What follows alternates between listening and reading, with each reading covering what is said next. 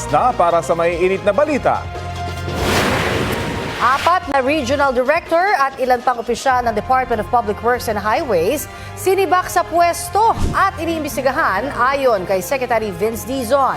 Pagdinig sa kaso ni Zaldico sa Sandigan Bayan, gugulong na raw sa susunod na linggo. Bilang ng mga nasawi sa gumuhong tambakan ng basura sa Cebu City, umakyat sa 8.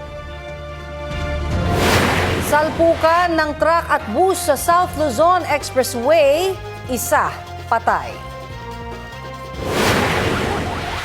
Aksidente naman sa Antipolo, 10-wheeler sumalpok sa ilang bahay at karinderya matapos umanong halos makipagkarera sa isa pang truck. Driver at pahinante tumakas. Lalaki sa Iloilo City, nilingkis ng sawa sa gilid ng kalsada.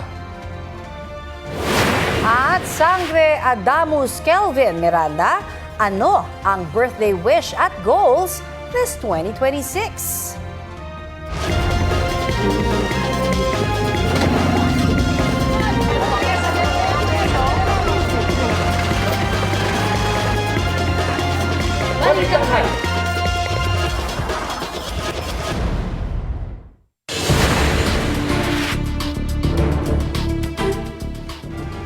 Mainit na balita, 11 opisyal ng Department of Public Works and Highways ang sinibak sa pwesto.